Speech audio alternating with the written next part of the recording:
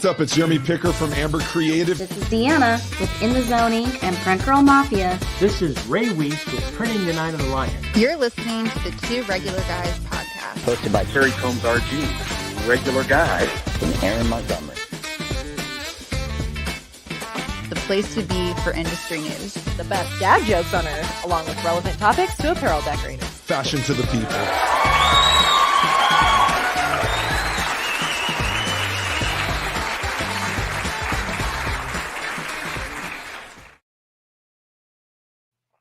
All right, welcome to the show. It is Friday, November 3rd, 2023.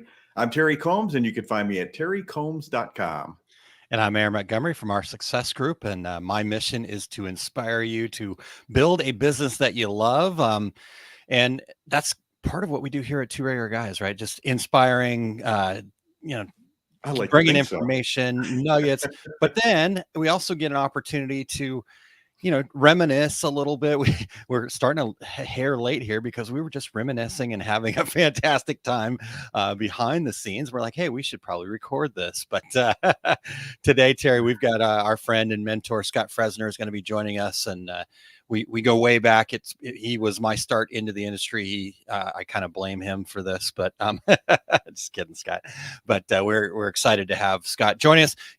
We're going to obviously reminisce, but Scott's still very actively involved in lots of different things. And so we're going to get to what he's up to now, and just always a great time talking to Scott, Terry. Absolutely. And it got my start as well. I bought the How to Print T-Shirts for Fun and Profit book many decades ago, written by Scott and Pat Fresener. And that's how I learned to screen print, by flipping pages and trying this and trying that. So looking forward to that. And make sure you stay to the very end and get your helping of the secret sauce. I'm going to be whipping up my recipe for DTG and DTF decorators. Why do you keep asking about my humidity? So stay to the end for that. I've always wondered that, Terry. I'm going to stay to the end, I think, then. Awesome. I have the answer. All right. I can't wait. And this is a great time of year to be asking that question, by the way. For you wouldn't know about this, Terry, but in the Midwest here, we actually turn on our heaters this time of year. And I had a meeting this morning and somebody goes, "What are you wearing?" And I said, "I'm pretending it's fall here too." Love it. Love it.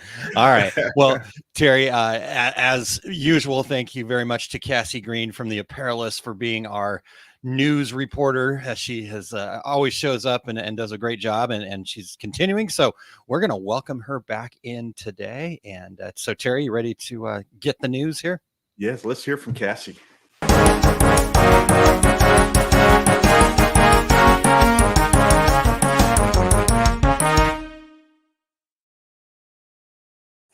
Good morning, everybody. As I was telling Aaron and Terry before the show started, it's definitely fall here in Colorado. It's supposedly supposed to be like 68 degrees today, but it's a cool 45 right now, so I don't have high hopes. Headlines for all of you today. First one, Vantage Apparel now offers DTF decoration. So kind of interesting to see a blanks company making the leap. Vantage Apparel, which I mentioned, known for its custom apparel for corporate and promotional branding, announces its next evolution in decoration, digital print transfers powered by direct-to-film technology. Fred Durand, the CEO at Vantage Apparel, states, "With digital print transfers, we're offering a game-changing solution for small order dropship programs that combines the benefits of digital printing with the versatility and durability of heat transfers." So again, love that we're talking about this later. Terry's talking about it later with the secret sauce and all that good stuff. Continuing to see DTF really pushing the industry. Very interesting. Second headline for all of you regulators this morning, what to expect at this year's Print Hustlers Conference. So we're a little late in the game sharing this headline, but for anyone looking to make last minute plans, Print Hustlers is happening this weekend in Newport Beach, California. Hosted by MadeLab and Intavo, the event promises to provide great networking opportunities with industry peers, according to Ryan Moore, who's a partner at MadeLab. Spanning across 3 days, day one will find attendees at the Printavo/Inksoft User Summit, held at Liquid Graphics in Santa Ana, California. And then day two will feature presentations from several speakers, including keynote speaker Nigel Barker, MC Justin Lawrence, and others. And then day three will be some shop tours. So really exciting event. If you're in the California area, I was told there's still time to register. Last headline for everybody today. We've kind of stayed on top of this news. Champion business sees buyer interest. So in September, word quickly spread that Hanes Brands was considering the sale of its Champion business.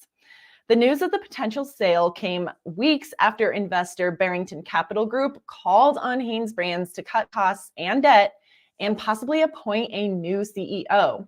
So as for the sale, it's been reported that a potential buyer has emerged. Authentic Brands Group, which is a global brand development, marketing, and entertainment platform that owns more than 50 brands, has expressed interest.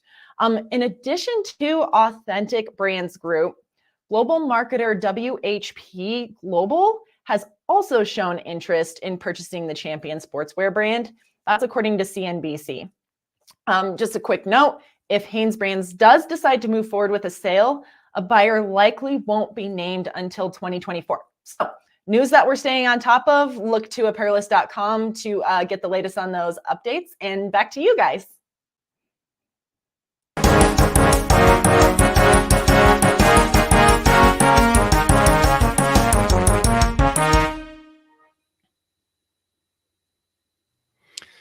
All right. Thank you, Cassie. Appreciate you bringing the news. Some interesting stuff there, and love that all those shares. So make sure you guys get over to apparelist.com and check out all the rest of the wonderful content that they have over there. Cassie has done a fantastic job with and a great team over there. But Cassie certainly carries the flag as the face of Apparelist, in my opinion, Terry. So Exactly. Yeah. You know, the Vantage headline about offering DTF, I think we're going to see more and more of that as well. So interesting. Okay. All right. Maybe that's something for the end of the year show, Terry. Put a pin in that, right? Absolutely. What we expect in 2024. Give that one away, because I'm going to have to make my own list of what's coming. Yeah, I just put that on my list, Terry. So sorry about that.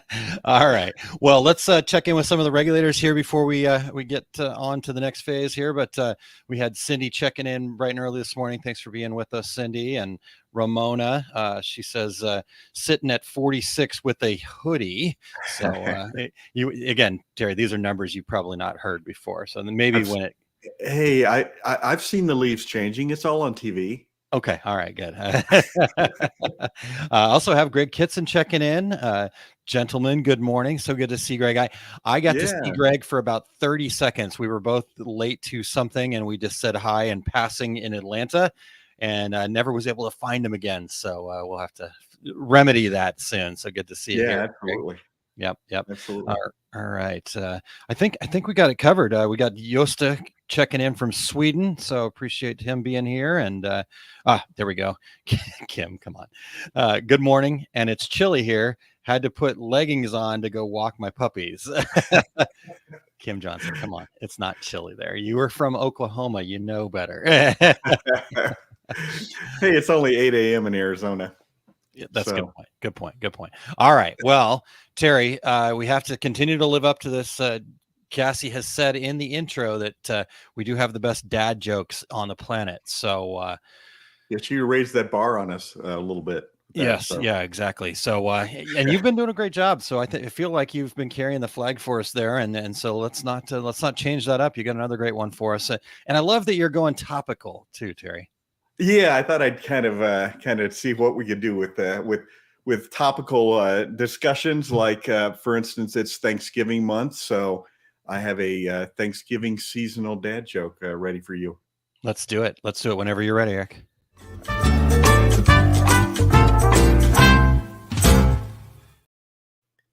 Okay, Aaron. So, what's the best song to play while cooking a turkey? I'm not sure about that one, Terry. It's all about that bass, Aaron. I was wondering how much he would sing it, so that was good. Yeah, because I didn't write it all out. Yeah. And now that's the song that's stuck in. Did Eric explain it? He did. Or he means. Yeah, no gobble. Very, very good. Then I can remember if we did that one last year, but what the heck.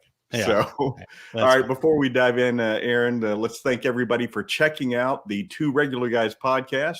We need your voices still. We have some new intros, a brand new one you guys heard today, but We would love to have the regulators participate in our show intros. So go to decorators.inc./intro and just read a few sentences so that you can be part of the show too. And we are always looking for new guests. I think we're full through the end of the year. Aaron, am I correct about that? Yep, but we're already starting to get people into Q1, so get in there. Absolutely. So looking for new guests. So you or anyone you know would like to join us, go to calendly.com/2 regular guys, the number 2, to book a future episode, or email info@2 regular guys with your show ideas. If you are listening to the podcast version of the show, we would appreciate you sharing the 2 Regular Guys podcast with all of your industry friends so they can become regulators too. And we would appreciate you giving us a review on Apple Podcasts, Spotify, iHeartRadio, Amazon Podcasts, YouTube Podcasts. We are everywhere, thanks to Aaron. And those reviews really help us out. So we would love if you guys would go do that. If you're watching us live right now, please join in with your comments and your questions for Mr. Scott Fresener. And if you have any reminiscing you'd like to do, I got in late and these guys were already deep into reminiscing about past trade shows, back when trade shows were really, really cool. Yeah. Yep. Well, I think we made them really cool, but that's I think it was us. Yeah, yeah, for sure. So, and Dan jumping in. Terry and I apologize. I was giggling while you were reading some of that. I wasn't laughing at you reading it. Kim Johnson said, I'm glad that he's not cooking a turkey. So yeah, we're having ham. We're having ham, actually. All right, there you go. All right. Well, Terry, let's get into this here. We've got lots to talk about, and so Terry, you ready? Let's welcome into the show Scott Fresener, and he's with T-Biz Network International. And welcome in, Scott. Thank you so much for being here. You got me up early. Terry and I are on the same time. Yeah, exactly. But what the hell? I got to get up early for this thing. Thank you guys for having me, by the way. Yeah, we're excited about. Before we even ask questions, Scott, what made you think it was a good idea way back when to put me and Aaron sharing a room and on the road for? You guys bonded, I tell you what. We did. You know, the older guy and the young kid, because you guys were much younger then. Yes, exactly I was right. looking with Aaron earlier that he was just this skinny guy that came in to sell me catalogs. He was you worked for a company called CMYK, I think it was. Yep, that's right. And you came in and we kind of got off talking and stuff. And I was looking for a salesman, and I thought this is a young guy. He's eager. I says, "You're looking for another job," and so that's how it evolved. That's how I met Aaron. Was he just walked in my door trying to sell me catalogs. Yeah. So. Yep. And the rest is history, which we're going to talk about. But Scott, I thought Terry would corrupt you, but I think maybe that happened. Because Terry kind of a party animal. Well, I thought Terry was supposed to come in to bring a little maturity to the sales department, and I don't know. I don't know what happened. During the day, yes, but when you guys went on at night, you guys. Yeah. Well, what I said to you, Scott, was I make sure that everybody's back to the hotel before I go. And what shape we're in is a different story. All right. We had some fun times, as we're talking before we started, that our life revolves around what trade show we were at. When you talk about memories in the industry, we were at that. We were at St. Louis, or we were at, an ISS show. And some of the memories are what year was it and what show was it? Yeah. And lots of memories, lots of good times. Yeah, definitely. Well, okay, Scott. So we don't normally do the whole bio thing here. What I want to do with you is maybe get into that time machine. I'd love to learn, tell our listeners about your early days, right? When you were kind of making your own transfers, as you were putting the How to Print T-shirt for Fun and Profit book together. Just kind of give us how it all began for you. As you know, and I told you I was going to pump my band. I played rock and roll in my early. I met Pat playing at a bar. I was in a hot band at a bar at ASU on Mill Avenue, a place called the Pitcher House. And we were the hot band, and I met Pat there. Been married 56 years, but I was in a band, and then we got married, and I wanted to do a recording studio. So I opened the recording studio on a very limited budget. There's no money in it, although I did rent rehearsal space to Alice Cooper on their first tour, because I'm the same age as Alice, Vince, and we go see his band, he comes see my band, and so we all knew each other. But in the back, some guy approached us one day, says, "Hey, I've got these tape duplicators that I'll make you a deal." do you mean tape duplicator? He had an 8-track tape duplicator. And so we bought the duplicator, put it in the back room.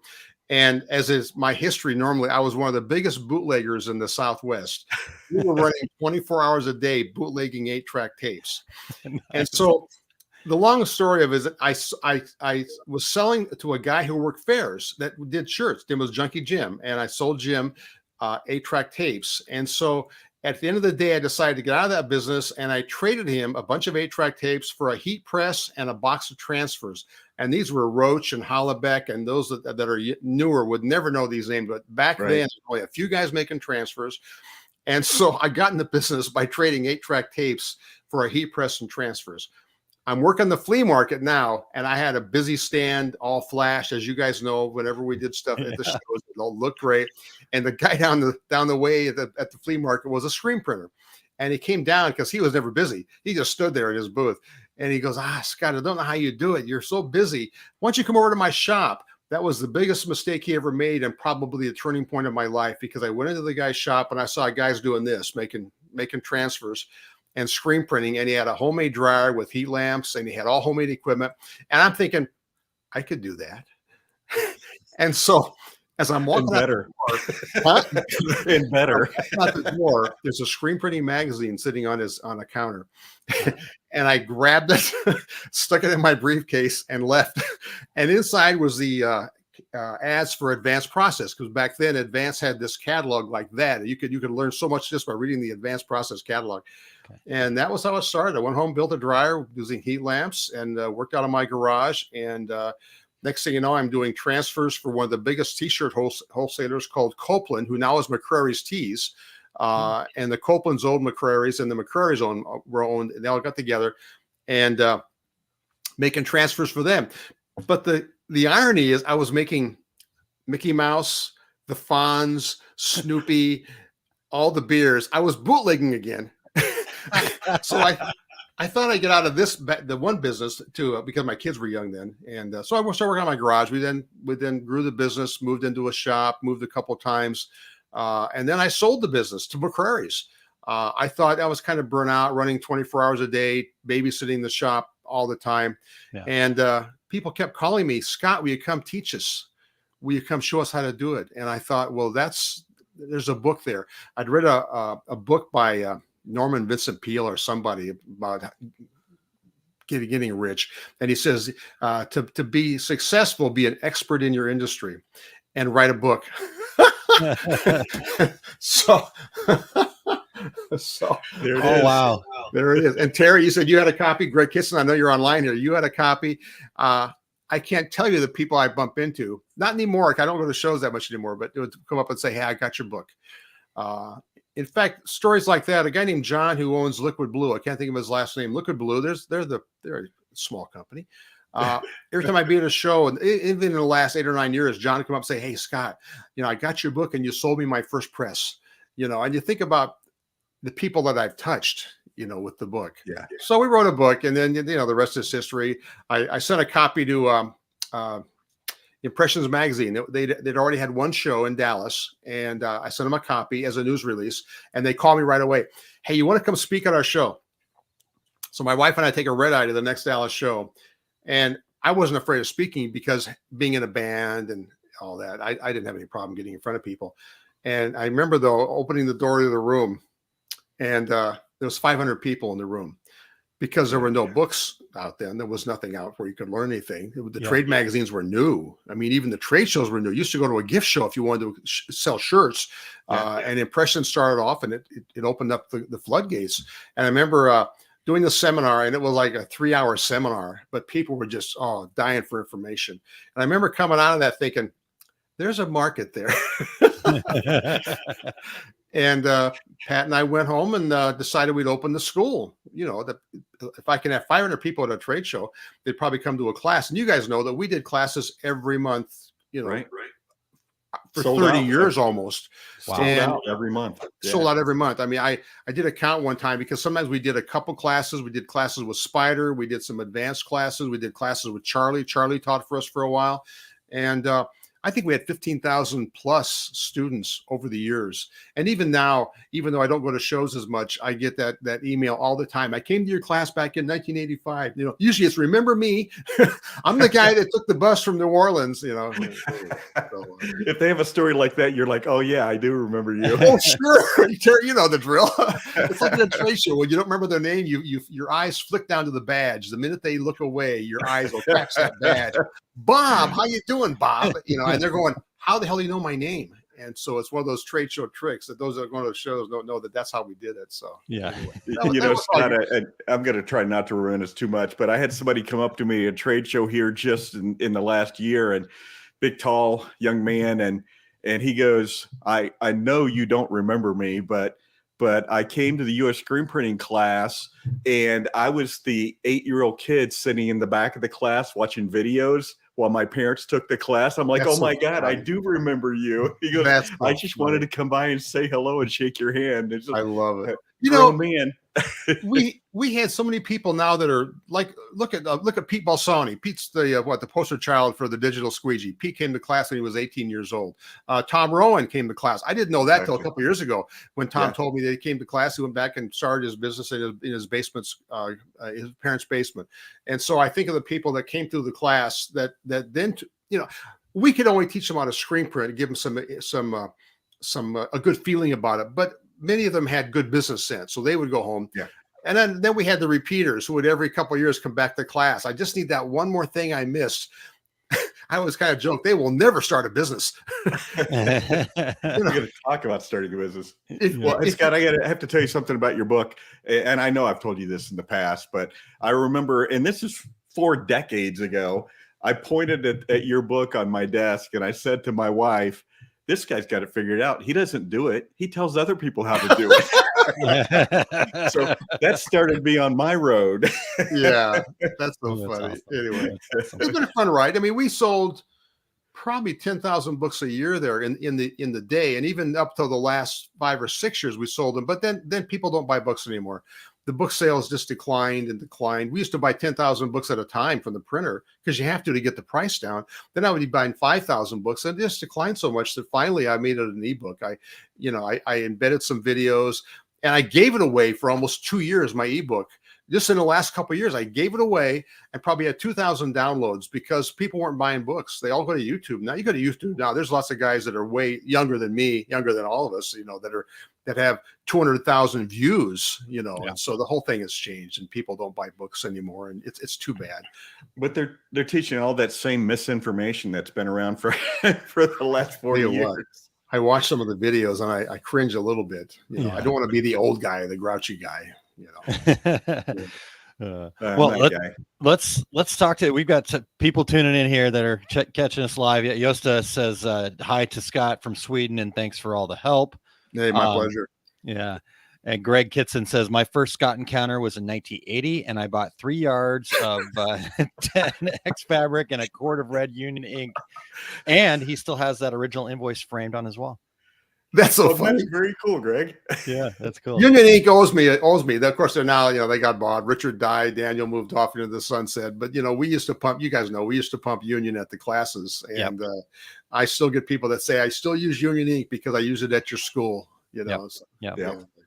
Well, Cassie had that news item about Hanes, and I thought immediately of that too. At least during my time there, Hanes was like giving us shirts as fast as they could because they knew that once people used those shirts, they were going to come back and keep using them. It is funny how I had somebody told me that, that if they use a product when they're first starting out, they'll stick with that. And so with the Union Ink thing, the Hanes thing, or the Workhorse thing, we used to have Dan come over from Workhorse and talk about equipment and stuff. Yep. And so it was, and when we made equipment, it was a big deal. I mean, at one time I was making equipment, and it was clean. We would do the class and maybe gross, I don't know, $5,000 or $6,000 for the class fee, but we would sell them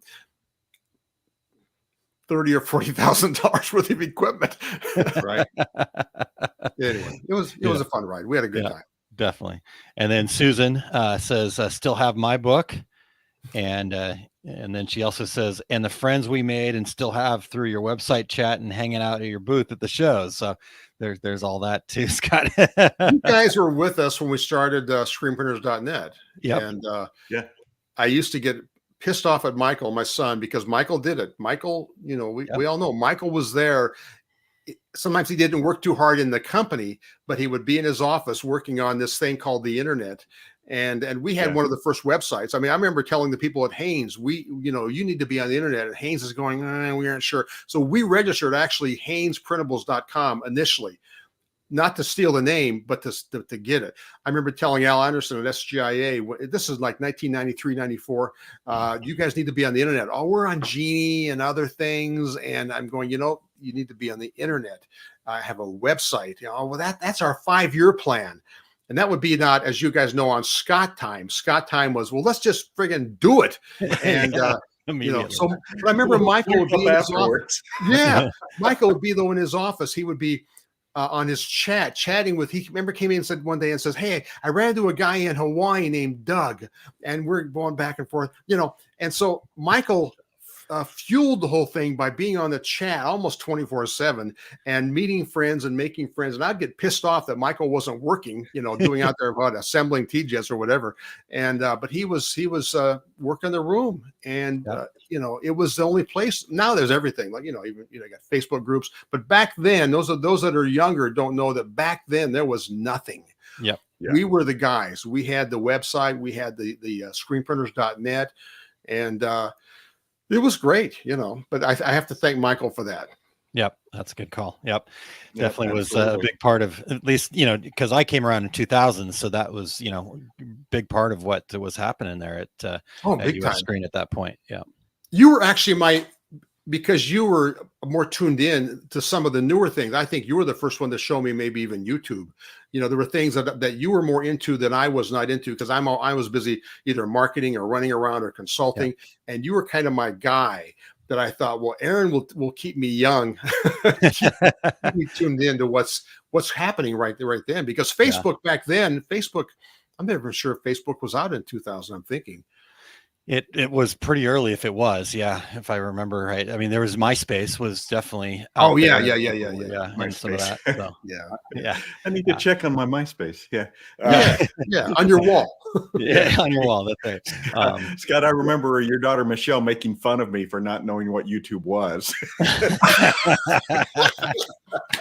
Well, that's like this podcast thing, Terry. I said, hey, do you want to do a podcast? And you're like, sure. What is it? What is the podcast?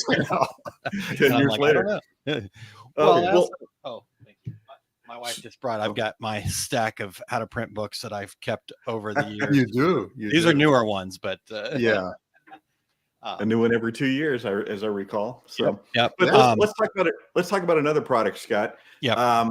Your brainchild, FastFilms separation software that Aaron and I made a lot of money selling at trade shows for you. so before you walked in, oh no, you came in. We were talking about, I would do my pitch at the shows, my nonstop Scott demos, and you guys would stand over there with your hands out, and that was always the joke, because that meant you were waiting for a credit card. Exactly. And people would just walk up and hand you the credit card. Yeah. We would do. I put credit cards between my fingers sometimes. Okay, John Smith, come on up here. Yeah. It was like the cattle to the slaughter. There was some shows we did $70,000 or $80,000. I mean, I remember we had the booth, and they had the door on the booth for our grid work, and we would write what we did at a trade show. I don't know where that ended up, some auction somewhere. The FastFilms evolved because I was teaching seminars, and I was teaching around the world how to do it. In fact, Mike and I got SGIA to let us rent computers for a seminar. We did seminars at ISS where we rented computers and taught it. And I one day realized I'm doing the same things over and over again. And then a guy named Charlie Fassini, who you have a love-hate with sometimes, came out with Spot Process for $15,000. And I'm looking at it and going, well, God, I can automate what I teach people. It's just an automation, and it takes the knowledge of what you've got from a separator, because we used to teach separations in the camera. And so I came out with FastFilms for $1,500. And I think the first year we sold 1,000 copies. I should have just kept doing that. If I look at my, but no. So it evolved from that. And then now it's called T-Seps, and I still sell it. I mean, I sell it every day. Not every day. I wish I sold it every day. But I get people that have been with FastFilms, and they evolved to T-Seps, and then I just bring out my newest version. And so I still sell it. The people that think that I am retired, I am not retired. Every day I'm doing color separations. I have one guy I've done over 2,000 steps for. He's been a customer for 10 years. I mean, I just Nice. every day I'm doing separations, talking to the screeners, discussing everything. Every day I talk to people that have either FastFilms or TSEPs. And so I'm active. I just quit going to shows, and Printing United you guys went to, and I didn't know what that was there for me. You know, we had the Academy lunch that now we have to pay for because there's no budget for us old guys, you know, and it's You are that grumpy old guy. Wait, I am. I'm getting very cynical. Well, FastFilms, as you guys know, because you were there selling the hell out of it, it was a cash cow. I mean, it was a clean deal, and I get people that I have one company that has 50 licenses for TSEPs that start off with FastFilms, and their complete art staff, you know, has copies. It's amazing. Yeah. Well, but the beauty of it is you didn't have to be an artist to be a high-end screen printer by using FastFilms. Get it on your screen the way you want it to appear on the shirt. Yeah. Press the button, and there are the steps, and follow the directions. Definitely. Well, you guys know how many people would come up at a show and say, "God, I love their program. You know, it's taking me to a new level." You know, and that was always to me a reward. I like to think I've helped people in this industry, and I think with FastFilms and TSEPs, if you like that topic, by the way, I'll give you the blatant pitch. It's t-seps.com. You know, check it out. I got a free trial. It's my problem is Adobe keeps mucking things up. They took out some of the Pantone things. They're having a pissing contest with Pantone. So now they want to force you to buy a monthly service with Pantone to use Pantone colors. And so they've mucked the whole thing up. And so it's hard to keep up with some of that stuff. I find that I'll go for a year and there's nothing. And all of a sudden Adobe will make a change, or Apple will come out with like their new silicon M1, M2 processors. And, it's hard to keep up with it. But I think we changed the industry with that. I mean, the strips behind me were done by me, but they were done with TSEPs, and it was a good ride. But now there's online services. There's lots of guys doing, actions that probably ripped off my actions, my routines and stuff, and repackaged them. Yeah, it is what it is. Yeah. Well, I at the time I didn't know anything really about screen printing. I was just, I knew when your pitch was going to get done, and Terry and I would run over to the order desk, right? So all the other sales guys were like, how do you guys write so much business? And we would just, when the Ginsu knives came out, we would make our way over to the order desk, and there's two of us. The Ginsu knives. Order after order. I wish I had them. The people that don't know that story, that are new to the industry, don't know that I bought some Ginsu knives at like some store somewhere, and my end of my pitch would always be, and if you buy today, I'll throw in the Ginsu knives. And we never did. We only had one set. We never gave it. We had people ask us every time. So I get my Ginsu knives. Yeah, we did have people ask all the time. But what about those Ginsu knives? Okay, it was a joke, people. It's okay. Yeah. If you're 35 or younger, look it up on the internet. What's a Ginsu knife? So, yeah. I'm sure it's on YouTube somewhere though. So awesome. Well, okay. So we've talked a little bit about the classes some, but Jan says here earlier, she says, my sister and I attended your classes in the early 2000s. We decided to add screen printing because we couldn't find, sorry, we got Scott covered up there, because we couldn't find a decent one in our area.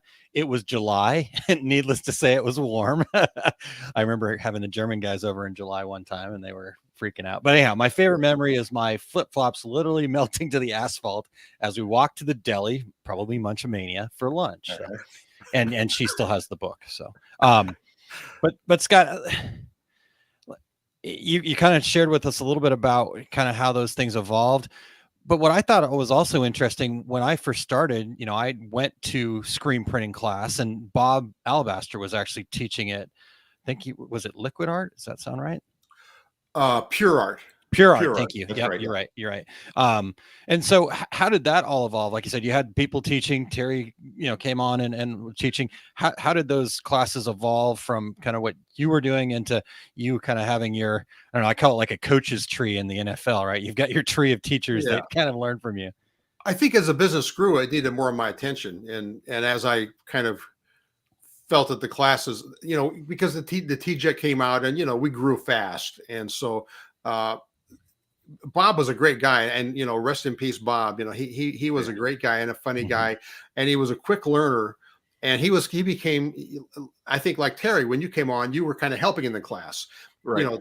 Which so I think you have even told some of my jokes, and I think Bob even told some of my jokes because you worked with me, and it became obvious that there's sections you could teach because you have the experience and stuff too, and so it just evolved that way. And then of course towards the end, I would come in and make my grand entrance and maybe talk about marketing because that's one of my strengths. And you guys would do all the grunt work and set up and tear down, and Michael would help out. And it became like, oh, we got to do a class. Let's pick up the room. We got to make coffee. Who's going to get the donuts? Yeah. And but we made a lot of friends over the years. I mean, I think we touched lives, and then it kind of evolved. And then the TJ came into play, and then we went from where did we go from? $500,000 a year in sales because we were selling FastFilms and we were selling the RIP. And I remember the RIP was one of the first things. I was with one of the first guys to ever RIP. I ran into a company called CADLink. Who knew who they were? They had this thing called PhotoScript, and you guys were there during that time. And it would do halftones, and they're like, "What's a halftone?" They'd inherited this thing from a guy named Dave Evans in the UK, and Dave became a good friend. And I remember wasting boxes and boxes of film, to make it work right with the Epson 3000. How many Epson 3000s do you think we sold? Oh my God. It was like FastFilms. Just hold your hand out there, take the money. I remember when a truck showed up with 17 of them that we had ordered, but they weren't making them anymore. Those 17, me and Aaron and Bill Strange sold that day. Oh, hey, sure. It truck was just like pulled up. We've got another one.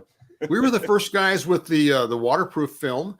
We were the first guys with really an affordable RIP. There's other RIPs out there, colored, that were more expensive for bigger formats and stuff. But we were the first with affordable for the masses, And so, if you look back to the things that US Screen was the first at, we were the first at a lot of stuff. And maybe we didn't invent it, but we knew how to package it for a screener and talk that language. Guys like CADLink would never know how to talk to a screen printer, about whatever. Yeah.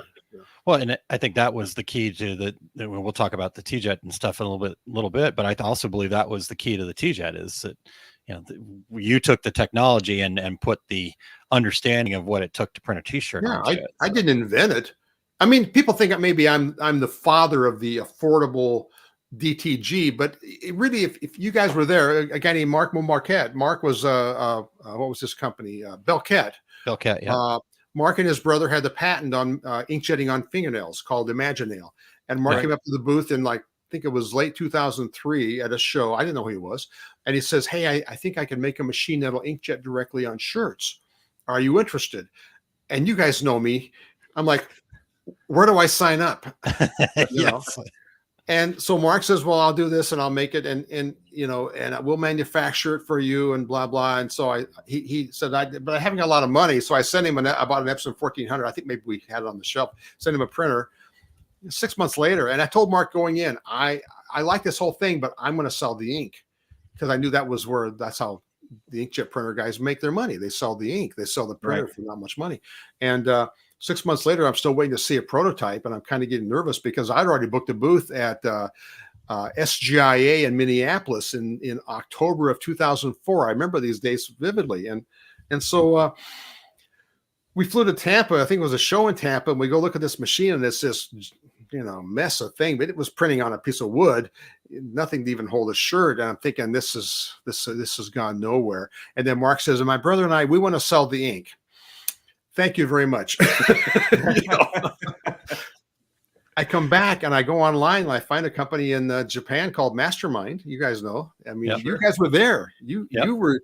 I don't think people know that you were there for all of these things that are now are just mainstay in the industry. Yep. And so I got a machine air freighted in from Mastermind. It printed on wood. It had a holder. You put but they didn't know it really print on shirts. And it printed on a shirt. And I remember, we're like, holy crap. Now we're using off the shelf Epson ink. We knew that wasn't going to happen. But a guy named Grant French, who you guys know was our dealer for FastFilms and for the RIP. He had a little supply company. And I look online, I'm searching. I find Artistry ink from DuPont for white format. I contact DuPont. You think this will work in a small desktop inkjet head? And Grant calls me, "Hey, this is Grant. I'm now working for DuPont." Yes. Nice. I think it'll work. My guys think it'll work, And so we sold the hell out of it. How many of the red machines do you think we sold? I think we sold 1,000 the first year. Easy. Yeah. Easy. And we didn't have white ink, so we didn't know that hell was about to descend on our lives. Well, hey, Scott, before we take a commercial break here, I do want to say, and I remember that day printing that first T-shirt, and I turned to you and said, "I think everything just changed." And you said, "I think it has." It was one of those moments where we're like, "Holy crap! Look what we have here!" It's like on the first telephone, Oh yeah, it was like, Watson, come in, or whatever. Yeah, it was a fun time. If you take a break, we'll talk about the white ink real quick when we get. All right. Yeah. Let's take that quick break and we'll come back and catch that. So Eric, whenever you're ready, sir. Hi, I'm Louis Montgomery. I want to tell you all about my dad's new book, The Fundamentals of Business Success. He wrote it to help small business owners like you fall in love with your business. Hey, thank you, Louis. Yes, that's right. I was just tired of watching these small businesses be overwhelmed, just struggling and ultimately underpaid because they just didn't have a strong foundation to build off of. They were trying to create their business the way somebody else created their business, and they were never going to catch up. It's not just about making money. It's about having fun and building something you're truly passionate about. My dad's new book breaks down everything into a 13-step cycle with plenty of practical applications so you can start taking action right away. Grab your copy at OurSuccessGroup.com/FBS book. Whether you're just starting out or looking to spice things up in your current business, this book will become your guide. Don't miss out on your chance to get this book at the introductory price, only available at OurSuccessGroup.com/FBS book. Great job, Louis, and you too, Aaron. That's your son? That is. That's my younger son. I'm so proud. Yeah, I am too. Oh my we God. play that mainly just because of that. No, but that's fantastic. He's great. Yeah, thank you. Hey, I know we're going to get into the white ink stuff, but I wanted to make sure we caught some of the comments over here. Greg Kitson said pure art with Jeff Janot. I remember Jeff also. Yeah. And then I talked to Jeff just last week. I have a post-it note here. Have dinner with Jeff. Nice. Somewhere. Awesome. Well, and then Dot Tone Dan says, Scott, you've helped a lot of people build an industry community, put more food on their tables, put better clothes on their kids, drive decent cars, have a good life, make their processes better, run a good business, and so much more. Thank you. And then Nino, here's another blast from the past. Says, I'm one of those German guys visiting you in July. And yes, I remember Nino. I remember you. Yeah, he was awesome. It is awesome. We were freaked out, but I fell in love with Arizona. I want to thank Scott for learning a lot from him and Aaron for sending me to Las Vegas. Thank you for everything. Greg asks, what year did the New Orleans SGIA cancel and US Screen put together an open house within a few weeks and you demoed the 20 up T-Jet? I think we're heading that way here. It was Katrina. Whatever year Katrina was. Was that 2005, 2006? Yeah, something like that. Because Katrina hit, and of course the convention center was flooded, and blah blah blah. And so it's like September. The show was going to be October, so there's people even had already shipped stuff to the show. Yeah. And so SGIA did a last minute thing here in Phoenix, and so we had the open house. The company band played, and we bust them in from downtown because people, it was a great little show, and that was good. Yeah. So let's see here. And then Grant, okay. Frazier says, great video. Wonderful to see Scott's smiling face. So Frazier, my buddy. That's awesome. Yeah, it is. We had some fun times at FESPA. Terry was there. I remember, I think we were, because FESPA always did these huge parties, I remember the party where oh my God. I mean, it paled what this industry does, but FESPA always said, and Frazier was the guy. Then Frazier, I know you got ousted or whatever the hell they did for you. I cried when you left because I love going to Munich and Hamburg and places like that to do a FESPA show. Yeah. Berlin. Yeah. Oh, Berlin, drinking those what do we have? Caipirinhas. Oh gosh, yes, I remember that. Wow. I just always remember drinking Coronas over there because it was an import, right? I didn't even see it until Facebook. There's a Facebook picture. We all have German beers, and there's Aaron with a Corona Light. Ask Nino. That's what they all drank over there. So we had that was a great show. We had our or we stayed at, I forget, it was someplace called like the Continental or something, and we drank every night after the show, and I think we took the train or the subway to the show. We did. Every Train. Yeah, I remember taking the train to the show. Yeah. Madrid was the same way. We had a good time. We take the train to the. We traveled a lot. It was did. Good. Yeah. And then so many shows here in the U.S. I mean, it seems like we were gone all the time, but man, we sure had we worked really hard. We sold a lot, and we had a really good time too. Yeah, we did. We had some fun times. Made a lot of friends. Yep. You know, Definitely. Remember, Scott? Do you remember you would throw us out of the booth at the end?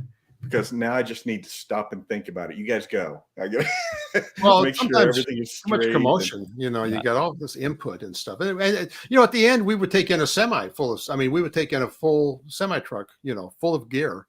Yep. And I always joke. You know, I was always I think the first one there, and they called it the concrete. You get to a show and it's the hall, and the concrete's taped off, and maybe the carpeting isn't down yet. And in our case, because we had equipment, usually there'd be no carpeting quite yet, no electrical. I'd be the first guy there.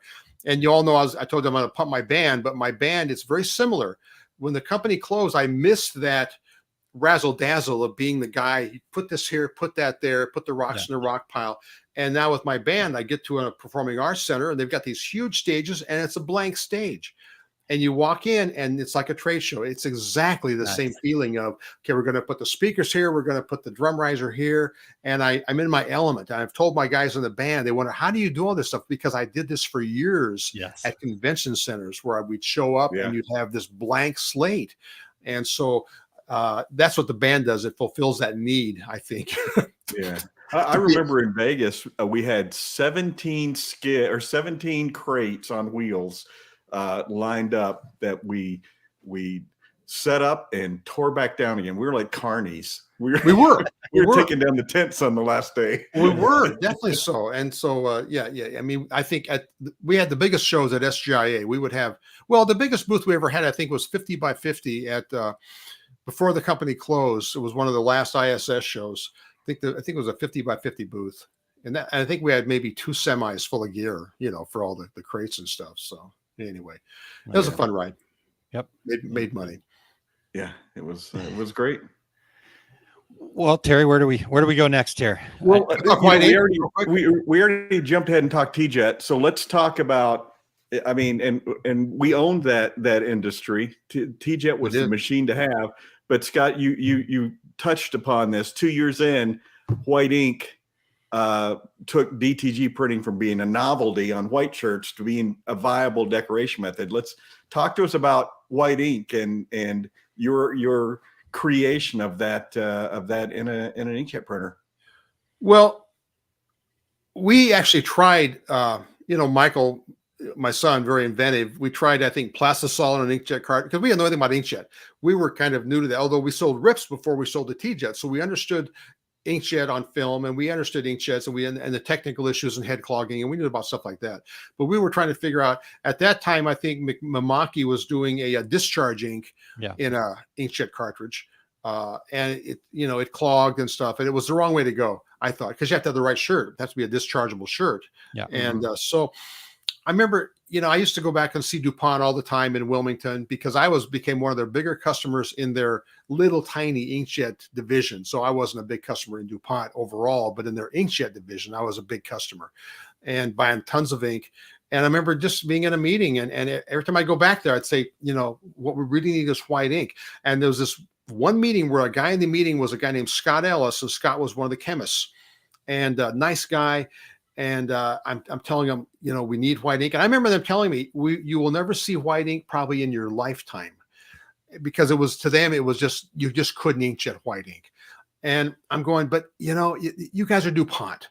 You're the kings of this kind of technology. You have all this stuff. You got to be able to figure this out. And it's not going to happen. But if we could do it, how big is that market? I said, well, it's nothing right now, but it's going to be huge. We don't want to talk white ink. We want to talk CMYK. I said, I can buy CMYK from Roman Haas. I can buy ink from other sources. I want to talk about white ink because I thought you blew me off. We don't want to talk about white ink, Scott, And so the meeting ends. I go home, and Scott calls me. Scott Ellis says, They don't want to put any money into R&D. They don't want to invest in this thing. But I've been thinking about it, and I think we can make it off the books. He says, but they'll have to pre-treat the shirt. And I'm like, oh crap, a screener will never want to spray a pre-treatment on a shirt. I know my customers, they're going to hate it. And I thought at that point, well, we'll figure it out down the road. What are we, 20 years later, we're still pre-treating shirts. Yeah. But I remember him telling me, I think we can do it. And I'm going to work up some stuff, and I'm going to send you some stuff in the next couple of days, and you can test it. And you guys were there. Were there. We get it in, we put it in a head, a refillable cartridge. We make a print, and it's gray, but it's gray. We could see it. It was a color. It wasn't totally white then. Yeah. And we're like, and he said it's a pre-treat, and we went out, we put it in these like spray perfume bottles. We didn't know how to put a pre-treat on. We're just spraying you had me screen print pre-treat on a shirt. I probably did. Yeah. We were trying everything. This was the Wild West. Yeah. We were the first guys there. But we knew if we got gray, we could get white, because you could go over it more than one time. I think it was probably Mike Fresener, saying, well, let's print it again. Let's rewind the machine and print it again. And we'll print it again. And so at that point, though, then we decided we needed a rip, because before that, if you recall, we were just using the Epson driver. We were turning up the saturation, and we didn't have a rip. And I'm thinking, oh, they're going to hate a rip, because we knew our T-rip customers, fast rip, who sometimes struggle with computer technology. Mm-hmm. And so, we contact CADLink, and Dave Evans flew out. If you recall, David camped out at our place. There's a party animal for you. I think you and Dave, Terry, probably went out to party. Yeah. I made the mistake of going out with those guys in Germany. Oh my God, those guys can drink beer. Anyway, so Dave comes out, and because they can open up the floodgates. Epson lets you under the hood really open up the floodgates and really flood it with a lot of ink. And so Dave came out, and we knew we had to have a rip, because you have to print twice. You have to print the white ink first, and then rewind the machine and print the colors. We had to have something that would do that, because the average guy would not figure that out. So CADLink made a rip for it. And but in the beginning, DuPont says you can't show it. We've applied for a patent, and you can't show it at a show. I vividly remember 2006 Dallas ISS show, September 16th. It's one of those dates, will live in infamy. And we had white ink in the machines, and DuPont's going, you cannot show this, but we're working really hard to be able to get an approval. And the morning of the show opened, DuPont calls me and says, we got our provisional patent. You can show it. Awesome. And I'm thinking, this is a date that will change the industry. We didn't know, as you guys know, that we were stepping into a pile of doo-doo, because the white ink would clog the head, and we replaced lots of heads, and mistakes were made. I know there's people that were pissed off at us because it clogged their head, and but now everybody has white, but we were the first. I remember Cornette at the first SGI show, when we first showed the machine. Cornette was the only one there besides us. It was us and Cornette. Cornette was $180,000. We were $11,000. Who the hell sold the most machines at SGIA in Minneapolis? But Cornette was teasing, we're going to have white. Well, they didn't have white for a long time, and no matter what guys like Matt Rome say, I'll get that one in. We were the first ones to have white ink, and we sold the heck out of it, and it changed the industry. And now everybody's got white, and now it's become DTF. And Well, Scott, I'm going to repeat something you said 1,000 times. We weren't on the cutting edge; we were on the bleeding edge. We were. We made a lot of money, but we replaced a lot. And then we got bad ink from DuPont once. We changed and got some ink from Roman Haas once, some white, because they figured it out too, and it clogged heads. And we thought we had found nirvana. We actually found a little bit of hell. But we paved the way for people that then had to learn about maintenance and humidity levels and things that we never worried about with just the colors, the CMYK. But it became a big deal, the maintenance. And no matter what we would tell people, even today, if you go into the DTG groups, there's always people complaining about, having to maintain the machine. Back then, we would tell them when we'd sell the machine, you have to maintain it. You need to maybe do a print once a day, even if it's just one shirt, have the right humidity levels. They wouldn't do it. We'd get machines in, as you guys know, for repair. and they would swear they maintained the machine, and the friggin' head and the capping station would just be clogged with white and colors. I swear I maintained the machine. And so we paved the way for people that, to really know that you need to, if you're going to buy one of these machines, well, Terry, you sell these machines now still, you need to talk about maintenance and about, it's not going to be like screen printing where you can walk away from your plastisol and come back the next day. And Scott, even today, and my secret sauce is going to be about maintaining humidity. But even today, people buy machines and no one ever tells them about humidity or temperature. I don't get it. Like you think 20 years later that there would be the mantra, that this is what you have to do, and I'm not going to sell you a machine unless you do this. But that doesn't seem. I don't know. It's I do get to keep telling that story though over and over again. So Terry's something to talk about. So. It's one of his 8 stories. Well, we went from doing 500,000 a year U.S. screen with just a few people, you guys, and what we have a receptionist, and we had shipping. What's her face? I can't think of Cheryl. Cheryl shipping, Cheryl. and Mike and myself and Pat and and Bob. We had a very small company of 8 or 9 people. Yeah. And then we started selling film in the RIP, and then we had to get a few more people, and then we moved we bought the building, 25,000 square foot building, and had to get a few more people. And we went from then to $1 million a year to, in the next year, 10 million in sales. Like I say, you guys were there, to 18 million. And then in 2006, I think it was, we did 21 million. Eric, bring up the picture of the Inc. magazine. We were the Inc. magazine's 12th fastest growing manufacturer in 2007 for the year of 2006. And we were their 537th fastest growing company in Inc. magazine. That's a picture. Terry and Aaron are buried there. So there's Terry holding on the sign. I'm actually not in that picture, Scott. I was in Germany with Gruner. I mean, we didn't at their open house. I was not in this picture. We didn't Photoshop you in because there's a couple people that are Photoshopped into that picture. I remember that. Slightly out of proportion. So we grew real fast, and we crashed and burned real fast. We kind of got ahead of ourselves, and then the economy turned. If you'll recall, some of you guys were there in 2009, 2008. The economy kind of turned. We got into trouble because we were always afraid somebody's going to sneak up on us and make the better machine. We had the DuPont machine that would do 400 shirts an hour. Eric, can you show the T-Jet Pro? That thing would do. You guys were there when we got it in. Would do 400 shirts an hour, but it was before its time. And the problem was the white ink was too expensive. The average high volume printer would never want to spend $1 or $1.50 on just the white ink for a shirt. So anyway. But it was, it's funny because we were just at Printing United, and Brothers got this machine that to me looks exactly like the T-Jet Pro. Exactly. 15 years later, So, good stuff. I remember talking to Rich Hoffman and saying, I know we're running out of time. No, we're good. Yeah. Telling Rich Hoffman that from M&R that we need to make a machine. We could go together, make a machine that you could roll up to an automatic press, whatever. And Rich going, nah, I have no interest in that. That was, and I think he was telling the truth then, but he probably thought, I'm not going to get in business with Scott Fresener. He's going to want to run this thing. And now, I was just so thrilled when I went and saw the first digital squeegee. I thought, yes, at least somebody did it, Yeah. And they had the idea that you can print the base using either a water base or a high solids plastisol or a water base ink, and it's going to be way cheaper than white inkjet ink.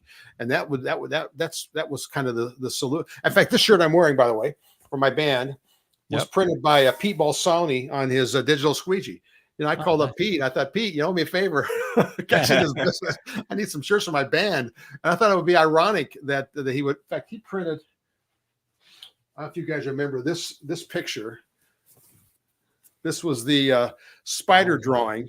Yes. Oh yeah, I remember that. Absolutely. Well, this is from Pete, and it's off the digital squeegee. What a great looking print! It's bright. It's great. It feels like plastisol a little bit, but to me, I was just thrilled that we didn't do it. We were probably could have done it had we not gone out of business. But somebody did it, and now it's you go to the shows, and what do you see? Everybody's doing higher volume stuff. Yeah. Well, okay, Scott. So yeah, I knew we could reminisce. We all knew we could reminisce for a long time here. Obviously been a part of tons of earth shattering stuff and changing our industry, and everybody appreciating that. But I guess from DTG, the separations, the classes, what's your prediction for what's next? Where are we heading here? I didn't see the DTF thing coming, so that kind of caught me off guard because I wasn't quite. I mean, I saw it and people were talking about it a few years ago, and I thought, that's stupid. You're still inkjetting. You're still going to have head clogs. You know, you still. And if you recall, maybe you don't remember, because you guys were not with me when we sold supplies. We used to sell the powdered adhesive to put on the back of a plastisol transfer. That was a big deal, and we thought people would think we're selling cocaine because it was, you know, this powder in a can, you know. And we sold the hell out of it. It was just ground up hot melt glue. And we sold the hell out of that when I used to be in the supply business. We were selling Union. We were one of Union Ink's biggest dealers. And I mean, that was a whole business for us. We made equipment and stuff. So I didn't see that. I think we're going to see the digital squeegee though continue and get more affordable for the smaller guy, you know, where it's going to be, you know, more affordable. But who knows what DTF's going to do? You know, it looks like DTF has grabbed the market by the you know what's and you know. So it's crazy stuff. You know, Scott, I think the speed of DTF development was based on all the things that we figured out with DTG, you know, and back in the day. And so when DTF came along, all right, we've been down this road before. And here's how we resolved it. So, and you're right about the adhesive. I tell people all the time, this is the same stuff I used 4 years ago in my screen printing shop. Of course. Yeah. We sold the hell out of that stuff. We would buy the 55-gallon drum and put it in these little cans and sell it for like $50 or whatever. Another one of those things where we're going, this is great. It cost us $1. Like pre-treatment. You know, Terry, you remember when we sold a lot of ink and we made our own pre-treatment because DuPont gave us a license where we paid them $2 a gallon. I think the pre-treat costs $1 a gallon in chemicals, but what's pre-treat sell for? You know, I don't know what sells for now, but $58, $59, $60 so a gallon. That's the business we should have stayed in, was just selling pre-treatment. You know? Yeah, there you go. Well, Frank Good joined us, says, good morning, just jumped on. So sorry if it's already been asked, but what is Scott's view on DTF today compared to the early days of DTG? I know you said that DTF kind of, but yeah, how do you feel like I'm that? probably a snob. And it's just me. I don't like the feel of it, but I see that people ignore that. To me, it feels like a transfer, and it's so funny because I came out of the transfer business, and so you know, people complained about the feel. So I probably I'm a snob, but I see that everybody's doing it, so you know, I'm okay with that. I'm sure that people still have the same head clogging issues and stuff like that. They got to deal with the powder, maybe a little bit of powder flying around the shop. But I probably don't like the feel. I'm probably a screen print snob. I like that. Yeah. No, you know, Scott, and I talk to people all the time, and it's the screen printers, the old screen printers like us, who don't like the feel of it and complain about it. Here's my thought though. The end consumer was much more quickly to accept it than we as decorators. Yeah. I think that I agree with you. I think that I shouldn't be that way because I know it works on performance wear and stuff that screen printing it's not very friendly for bleeding and stuff. So I get it. I just, you know, I've been to the shows and felt it and go, gosh, this is like old transfers. Yeah. But then I feel old, you know. I do want to share one quick. I know we're no, you're fine. We got plenty of time. You know, I'm 76 years old now, and as I'm getting older, you know, I like to joke I can still rock and roll, but I saw a quote by Clint Eastwood who said, and somebody asked him, he's 93, and somebody asked him, how do you stay young? He says, I don't let the old man in. And that's my mantra. And now, Terry, you need to work on that. Dude, I do need to work on that. Don't let the old man in. Up here. And you know, I can still rock and roll. I'm still active, but I don't want the old man to say, well, that DTF sucks. You know, I want to be progressive and accept it. You know, I don't want to let the old man tell me, that's stupid. Nobody's going to like that. It's going to die off, you know. Yeah. DTF, get off my lawn, right? Yeah. Oh my God. So Scott, speaking of rock and roll, I think US Screen is the only place I ever worked that had a soundproof band room. And I'm really proud of Aaron and myself because on the job application, do you play an instrument? We said no, and we still got jobs. You got the jobs. Amazing. Yeah. You were there when we moved. You were there when we moved from Rockford to the building on 5th. Yep. and we looked at the building, and it used to be they used to make motors for like air conditioning systems in airplanes. So they had a soundproof room where they would test the motors. And I remember this building was 25,000 square feet on 2.5 acres, but they had this room that was probably, I don't know, 30 by 30 or something, maybe 1,000 square feet. I'm going in, and Mike and I, my son, are looking at each other going, the band room. It was. So people used to always, that would apply for a job, would always laugh, because I would put in the ads, if you play an instrument, it would be really cool. And then people knew from those ads looking for employees, this is a cool company. Yeah. I want to work there. And so people that would call, say, I want to come for an interview. I don't play an instrument, but it sounds great. And I used to walk around, if you recall, the people that were in the band, and kind of go, it'd be like smoking cigars. Terry, you and I know that I'd walk around and go, want to go out for a smoke? I had a big humidor in my office, and you and I and some of the people in the back thought, this is so cool. Yeah. Remember, we used Friday to cook. afternoon. We used to barbecue steaks on the weekend. We had people thought we were the coolest company. But I walk around and going, I want to practice, and we go to the band room, and we played for some of the industry stuff. We had a good time. And so anyway, yes, I don't think many places have a band room, by the way. No, not at all. It was awfully cool working there, man. I loved working there. It was such a great experience. But tell us what you're doing now in your spare time. Hold that shirt up What again. I'm doing now, I mean, I do steps every day. So people, the rumors of my demise are greatly exaggerated. I do steps every day. So I'm every day in the trenches. I kind of hate it because I'm in Photoshop. I think I'm going to die. You're going to see me slumped over with a mouse in my hand, because that's what I do every day. And it's getting a little boring, actually. But I do talk to screeners every day. And so I'm still active. I just don't write articles anymore. And anyway, so I played I told you in the early days, I played rock and roll, and I had one of the hottest bands. We played at a teen club called the Fifth Estate. We opened, my band was an opening band for them, the Love and Spoonful. These are bands of my era. And we were the opening act. We even opened for Sonny and Cher. I'm dating myself. Then I got married, and I had the recording studio, and I kind of moved on and decided I need to have a regular job. And so I moved on, got out of bootlegging, of course, and moved on. And but every time I go to a bar or a concert, I go, I want to start playing again. And so when I turned 50, I bought a bass. It's all about the bass. I love it. I bought a bass, but we had the company band, and then the company closed, and I didn't play for a while. And so bottom line is, about 5 years ago, I told Pat I really like to start playing again, but I didn't want to play in a bar band playing every weekend. And tribute bands are really trendy right now. My band is a Pink Floyd band, and tribute bands are really trendy. And so I said, I want to form a Pink Floyd tribute band. And she always thought Pink Floyd music was stoner music. And so I always joke that my wife now loves Pink Floyd, but a lot of people, were not into it. I just going to form a Pink Floyd tribute band, have a little fun, we'll play out. And you know me, I can't let it lie to not go all balls out. Go big. And so my goal was to do a Pink Floyd band that had a stage show, because it's all about the show. With Pink Floyd band, you don't really dress up. Although I dress up. Eric, toss up the picture of me and my, I dress up as a la Roger Waters. That's me. I had my leather coat, and women love a man in a leather coat. But that's me on stage, in the band. So we don't really dress up. It's about the music, but we have a complete circle truss. We have lights. Eric, can toss up the picture of my band if you can. And we do a full stage show.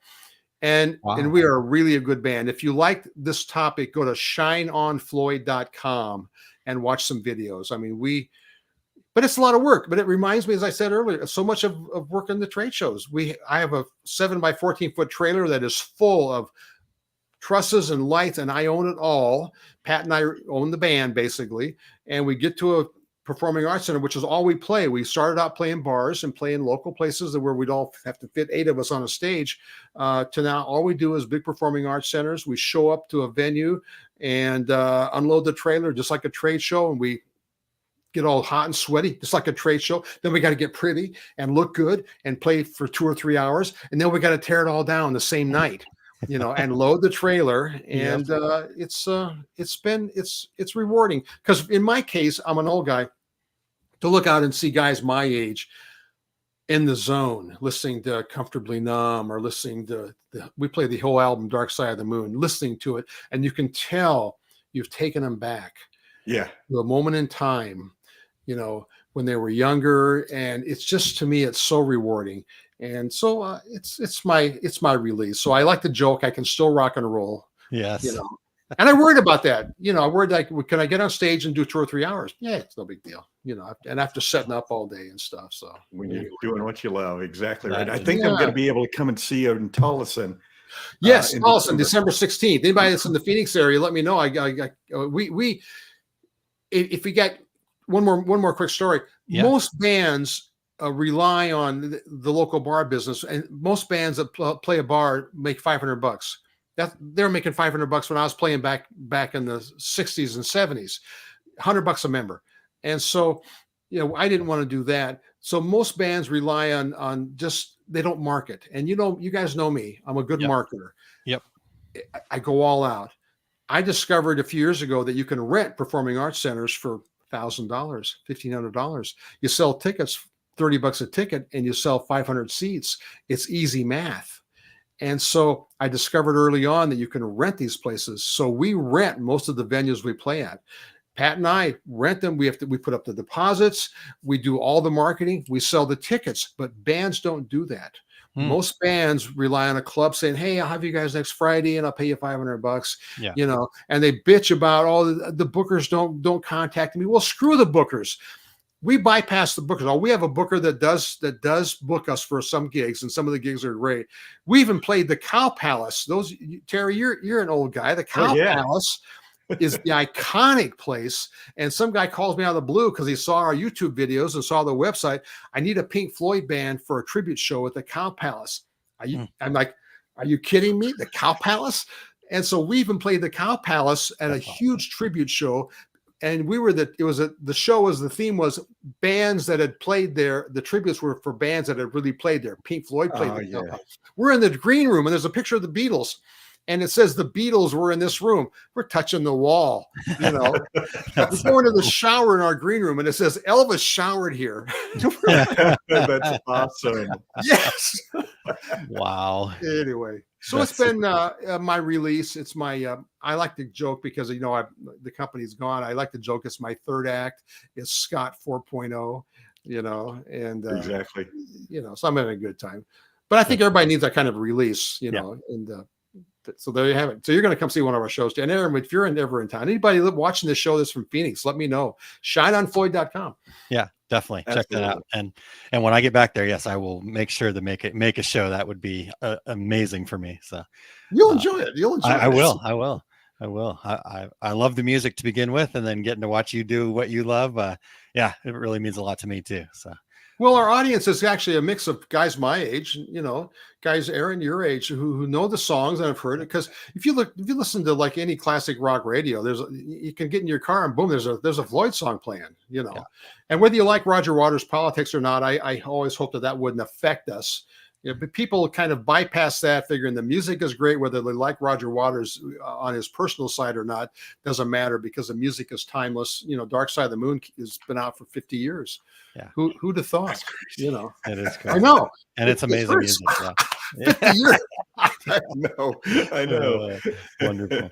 Well, Scott, this has been incredible as advertised. So thank you so much for your time today. And I can't wait to do this again. We need to make this a more regular thing. We should. Listen, thank you guys. I always enjoy, I can talk forever. You guys know that, but I've enjoyed talking and reminiscing. It's fun to think back to the times. And I think we all made a mark on the industry. We left our mark, which I think in life, you need to feel like you've touched people or touched something and maybe you left a mark. And I think that the company left a mark, and there's probably people that are pissed off that they bought a T-Jet and never worked right for them. And I don't think that's changed, Terry. You sell these machines. You probably still have a few people that Terry Combs guy sold me this machine. Maybe I'm wrong now.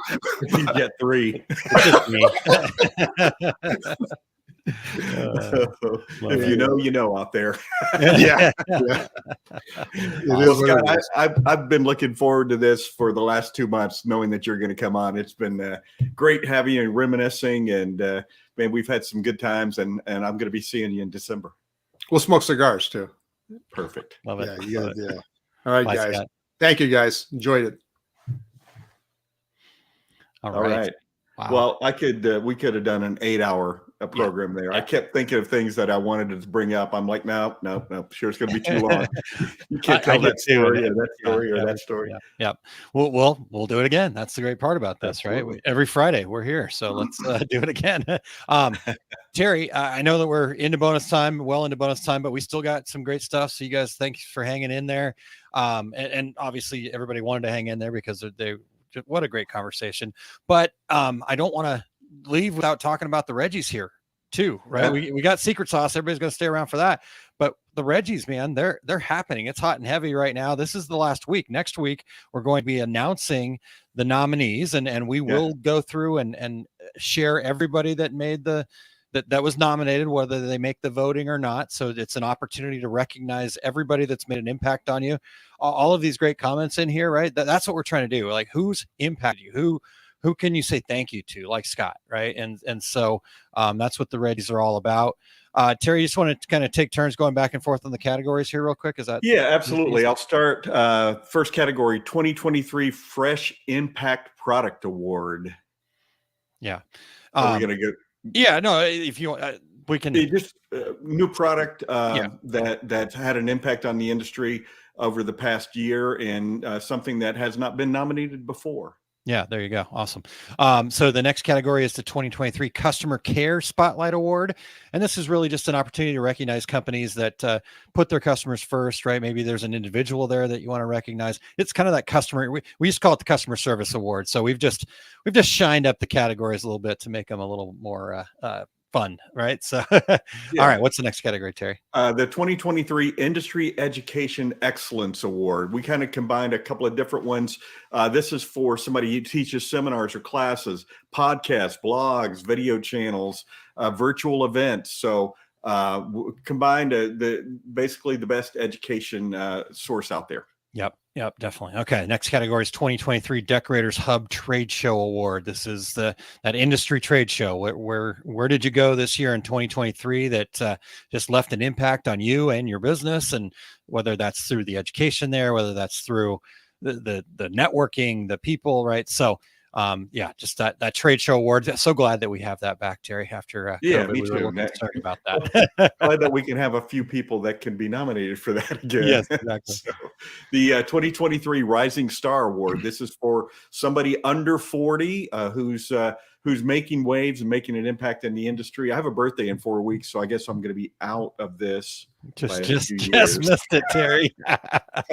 Maybe like, yeah, I feel okay. Anyhow, I'm not going to go there. All right, it's the next one, 2023 Women's Voice Awards. This is for that person, woman, whoever, somebody that's making a big difference in raising awareness and just boosting the profile of women in the garment decorating field.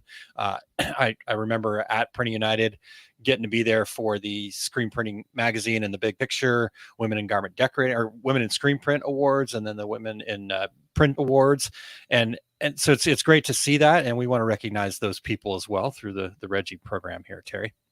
Absolutely. The next one is the 2023 Two Regular Guys Podcast Guest Star Award. So it's kind of hard to think back how many great guests we've had, but if you're trying to decide, you can go through the archives on the Two Regular Guys website, and it'll just kind of give you the list of all the different people. You can just kind of keep going back through. You've got them all the way back there and can see, and Scott's on that list as well, right? So we keep adding new ones on there. If you've already put your nominations in, you want to change that, you can go back and nominate again. It'll just go over the top of what you've already put in there. So feel free to do that. And then the last one, this is kind of our best actor, actress, best picture award, if you're thinking Academy Awards, right? But this is the 2023 Industry Ambassador Award. So just that individual who's just represents our industry, both, inside, kind of making changes inside the industry, but just how they go about their business, right? So it's to celebrate the person who elevates others and demonstrates positivity, leadership, and integrity. So that's one of my favorite awards to be able to give out to folks, and I think excited to see who people come up with this year for that. Absolutely. Yeah. And so after the secret sauce in a moment, you guys can go over there. Eric's got it on the screen for those who are tuning in live, but tworegularguys.com/Reggies, and make sure that you start nominating. Here's a couple of the quick rules before we get to the secret sauce here, Terry. We want you to take some time with this. This is not about just going and saying, oh, I got this one person and we all are part of their Facebook group and we're just going to put this one person in there, right? You need to nominate at least 5 of the 8 categories. And then we also, to kind of encourage a wider range, this is about kind of for everybody to see who's out there and who they can look to and whatnot.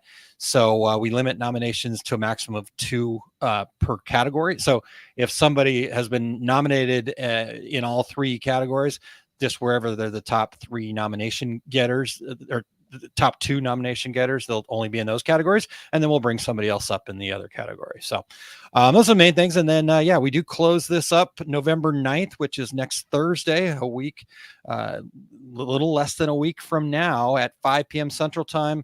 This is a hard date. We've said this over and over again, and every year I get an email. Some years I get 1,000 emails and we don't change it. So we hold true to that. So anyhow, and then next Friday, Terry, we're going to announce the nominees. So we're excited about that for sure. Yeah, that'll be a great show. And as we always say, we're going to look forward to meeting a lot of new industry friends through these awards. Yeah, definitely. All right. Well, Terry, real quick, what do you got coming up here on the Terry's Big Book of Travels? Yeah, absolutely. My complete screen printing business course. I'll be at Workhorse Products in Phoenix, January 13th and 14th. I'll be at Atlas Screen Supply in Chicago, March 9th and 10th. I'm going to be in the Equipment Zone booth in Long Beach for Impressions Expo, January 19th through 21st. And you can find all my upcoming events at terrycombs.com. How about you, Aaron? Excellent. Yeah. Just want to shout out to the OSG Live program.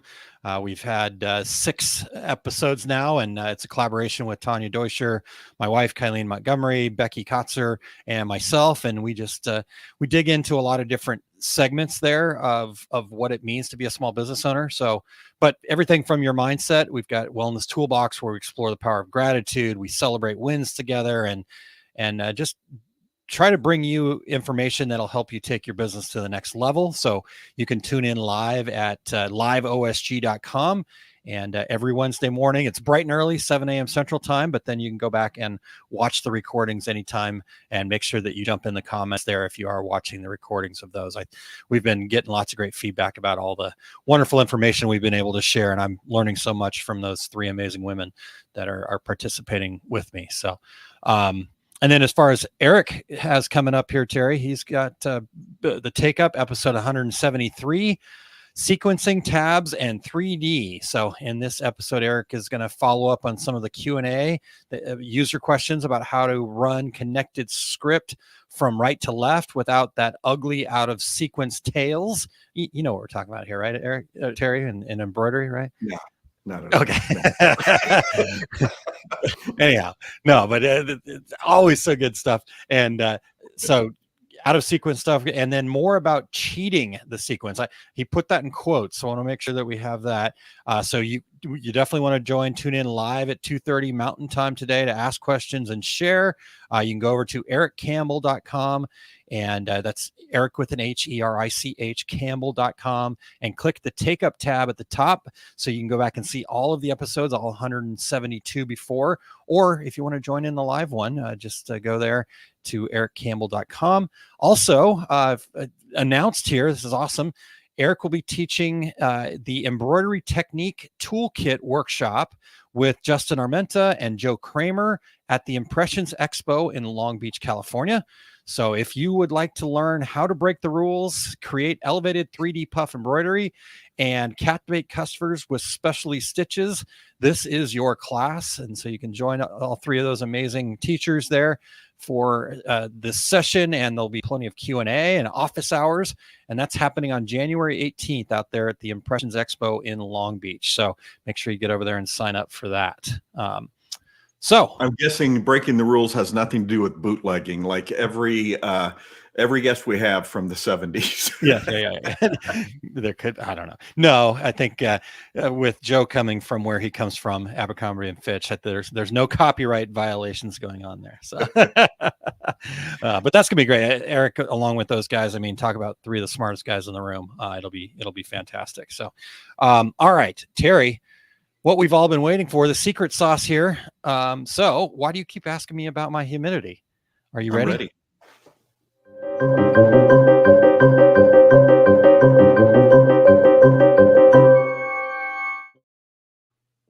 Why do you keep asking about my humidity? When decorators buy a DTG or DTF printer, the sales rep rarely mentions humidity, and it might be the most important component for ongoing success. When you call the company for support, though, the first question you hear is, what's the humidity level in your room? DTG and DTF printers all use water-based ink applied through an inkjet printhead. If the humidity in your room is too low, the dry air in the room is seeking water. Where better to find the water than in your water-based ink? If you have clogging issues, it's often due to low humidity.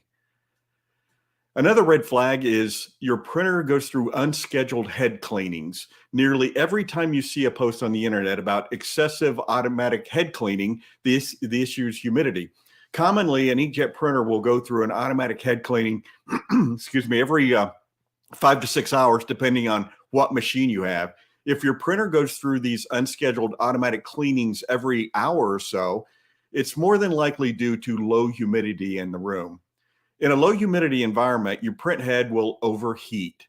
How do you cool a print head? With water. The water from your water-based ink. The printer will do an automatic but unscheduled cleaning to cool the print head. That's valuable ink straight into the waste tank with time and dollars lost. It's not the ink, it's not the pre-treat, it's not the brand of machine. It's nearly always low humidity. For ideal ongoing performance, locate your printer in an environment with normal office temperature and 40% plus humidity. And this is true of all direct-to-garment and direct-to-film printers. If your production floor doesn't allow for this environment, anticipate print head issues. There's no fix other than a proper environment. So here's what you do. Buy a $10 hygrometer from Amazon. A hygrometer reads the humidity level in the room. So if your humidity level is below 40%, buy an evaporative humidifier to run near your printer. Maintain a proper environment will resolve most of your DTG and DTF issues. So that's my secret sauce for today.